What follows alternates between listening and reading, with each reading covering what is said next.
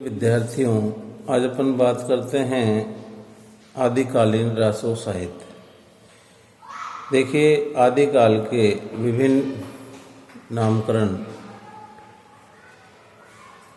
विभिन्न विद्वानों ने दिए, जिसमें आदिकाल आचार्य प्रसाद द्विवेदी के द्वारा, वीरगाथा काल आचार्य रामचंद्र शुक्ल के द्वारा। ये आदिकालीन रासो साहित्य आदिकाल में रचित साहित्य में रासो काव्य ग्रंथों का महत्वपूर्ण स्थान है। यहाँ ये उल्लेखनीय है कि आदिकाल में जैन कवियों ने जिस रास काव्य की रचना की है वह वीर रस प्रधान रासो काव्य से भिन्न है। अतः हम यहाँ उन्हीं रासो ग्रंथों का उल्लेख करेंगे जो वीर रस प्रधान हैं और जिनकी रचना चारण कवियों ने की। रासो ग्रंथों का सामान्य परिचय जानने से पूर्व रासो शब्द की व्युत्पत्ति पर भी यत्किंचित प्रकाश डालना आवश्यक है। रासो शब्द की व्युत्पत्ति के संबंध में विद्वानों में मतभेद है। सर्वप्रथम फ्रांसीसी विद्वान गार्सा दतासी ने रासो शब्द की व्युत्पत्ति के संबंध में विचार किया और इसे वे राजस्वीय शब्द से व्युत्पन्न माना है, किंतु उनका ये मत है कि वीर गाथा काव्यों में राजस्वीय यज्ञों का उल्लेख है, अतः रासो शब्द राजस्वीय से निःसृत हुआ है। अब तर्कसंगत नहीं माना जाता है, क्योंकि सभी चारण काव्यों में राजस्वीय यज्ञों का उल्लेख नहीं मिलता। साथ ही ऐसी रचनाएं भी मिलती हैं जो रासो नाम से अभिहित तो की गई है, पर उनकी विषय वस्तु वीरता परक ना होकर प्रेम परक है। कुछ अन्य विद्वानों ने रासो शब्द को राजस्थानी भाषा के रास शब्द से जोड़ने का प्रयास किया है, जिसका अर्थ है लड़ाई झगड़ा का युद्ध, परंतु यह मत भी कल्पना पर आधारित है, क्योंकि कई रासो ग्रंथों में युद्धों का नितांत अभाव है। डॉक्टर नरोत्तम स्वामी ने रासो शब्द की व्युत्पत्ति राजस्थानी भाषा के रसिक शब्द से मानी है, जिसका अर्थ है कथा काव्य। उनके अनुसार रसिक से रासो का विकास निम्न क्रम में हुआ है: रसिक से रासव और रासो। यद्यपि चारण काव्यों के संदर्भ में ये तर्क उचित जान पड़ता है, किंतु अपभ्रंश भाषा में ऐसे अनेक काव्य ग्रंथ पहले ही उपलब्ध हैं जिनका नाम रासक या रास ग्रंथ है। आचार्य रामचंद्र शुक्ल ने रासो शब्द का संबंध रसायन से जोड़ दिया है। उन्होंने विशलदेव रासो की एक पंक्ति अपने मत के समर्थन में उद्धृत की है, जिसमें रसायन शब्द का उल्लेख हुआ है: 1272 मझारी जेठ बदी नवमी बुधवारी, नाले रसायन आरंभ भई शारदा तुठी ब्रह्म कुमारी। रासो शब्द की व्युत्पत्ति के संबंध में आचार्य हजार प्रसाद द्विवेदी का मत सर्वाधिक समीचीन है। उन्होंने संस्कृत के रासक शब्द से ही इसे व्युत्पन्न माना है। उनके अनुसार रासक एक छंद भी है और एक काव्य भेद भी है। आदिकाल में रचित वीरगाथाओं में चारण कवियों ने रासक शब्द का प्रयोग चरित काव्यों के लिए किया है। साथ भी यह भी उल्लेखनीय है कि अपभ्रंश में 29 मात्राओं का एक छंद प्रचलित रहा है, जिसे रास या रासा कहते थे। रास काव्य उन रचनाओं को कहा जाता था जिनमें रासक छंद की प्रधानता रहती थी। आगे चलकर रास काव्य ऐसी रचनाओं को कहने लगे जिनमें किसी भी गेय छंद का प्रयोग किया गया हो। प्रारंभ में रास छंद केवल प्रेम परक रचनाओं में प्रयुक्त किए गए, परंतु कालांतर में वीर रस युक्त रचनाएं भी इसी छंद में लिखी जाने लगी। रासक शब्द से रासो की व्युत्पत्ति निम्न क्रम में हुई है: रासक, रासय, रासा, रासो। डॉक्टर माता प्रसाद गुप्त एवं डॉक्टर दशरथ शर्मा ने भी आचार्य द्विवेदी के मत का समर्थन किया है, अतः अब यही मत प्राय मान्य है। रासो काव्य परंपरा देखिए, डॉक्टर गणपति चंद्र गुप्त ने हिंदी काव्य परंपरा को 2 वर्गों में विभक्त किया है, जिसमें धार्मिक रास काव्य परंपरा और ऐतिहासिक रासो काव्य परंपरा। धार्मिक रास काव्य परंपरा के अंतर्गत उन ग्रंथों को लिया जा सकता है जो जैन कवियों द्वारा लिखे गए हैं और जिनमें जैन धर्म से संबंधित व्यक्तियों को चरित्र नायक बनाया गया है। डॉक्टर गणपति चंद्र गुप्त ने मुनि शालिभद्र द्वारा रचित भरतेश्वर बाहुबली रास को हिंदी का प्रथम रास काव्य निर्धारित किया है। इसी परंपरा के कुछ अन्य ग्रंथ एवं उनके रचयिताओं का विवरण निम्न प्रकार है। जैसे बुद्धि रास है, वो मुनि शालिभद्र के द्वारा है रचित। चंदन बाला रास है, कवि आसगु कवि के द्वारा। जीव दया रास है, कवि आसगु। स्थूलीभद्र रास है, जिनी धर्मसूरी। रेवंतगिरी रास है, विजय सेन सूरी। नेमिनाथ रास है, सुमति गुणी। कच्छुली रास है, प्रज्ञा तिलक। जिन पदम सूरी रास है, सारमूर्ति। पंच पांडव चरित्र रास है, शालिभद्र सूरी।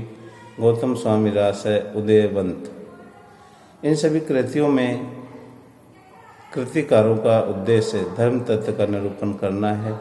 इनके कथानक का स्रोत जैन पुराण है तथा इनमें प्रबंध शैली का निर्वाह सफलतापूर्वक किया गया है। छंदों की विविधता इन रास काव्यों की प्रमुख विशेषता रही है।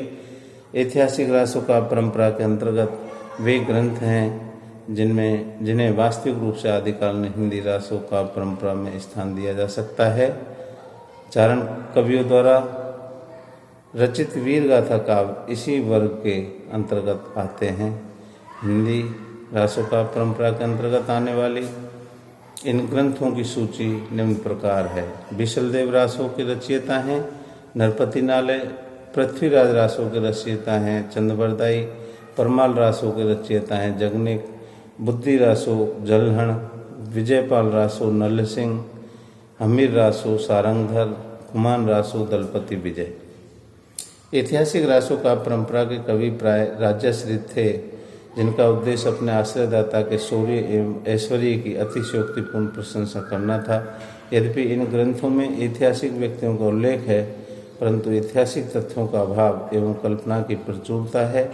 इन रचनाओं में पात्रों का जो चरित्रांकन किया गया है तथा उनके क्रियाकलापों का जो वर्णन किया गया है, उससे हमें सामंती जीवन की पूरी झलक मिलती है।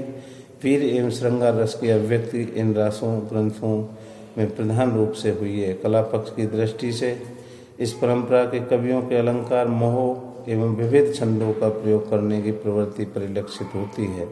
पुरानी राजस्थानी एवं अपभ्रंश मिश्रित ब्रजभाषा अर्थात पिंगल का प्रयोग भी रासों का ग्रंथों में हुआ है।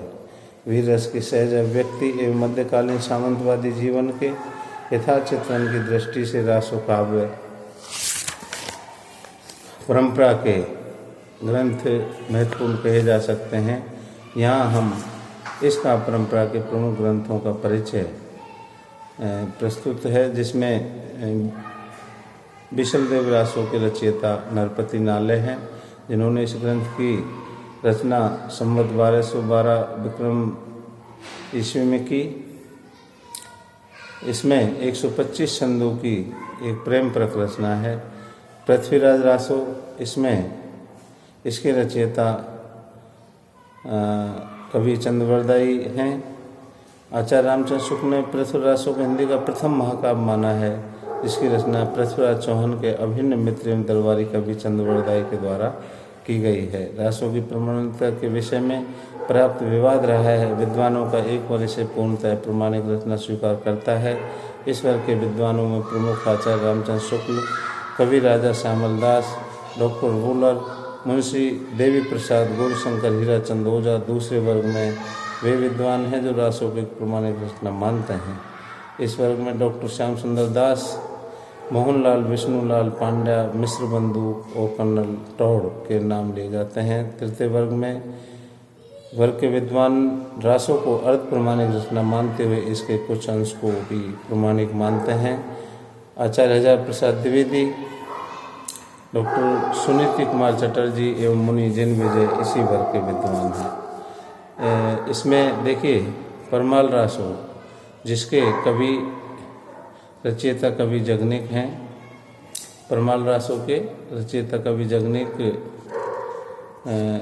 जिसे चंदेल वंशी राजा परम ऋदेव का दरबार कवि माना जाता है। आला और उदल नामक दो क्षत्रिय सामंतों की वीरता का वर्णन परमाल रासों के अंतर्गत प्रमुख रूप से किया गया है। उत्तर प्रदेश में इसे आला या आलय खंड के नाम से जाना जाता है तथा अपनी गेयता के कारण अब तक लोक काव्य के रूप में समादृत है। आचार्य रामचंद्र शुक्ल का मत है कि जगनिक के काव्य का आज कहीं पता नहीं है, पर इसे उसके आधार पर प्रचलित गीत हिंदी भाषा भाषी प्रांतों के गांव-गांव में सुनाई पड़ते हैं।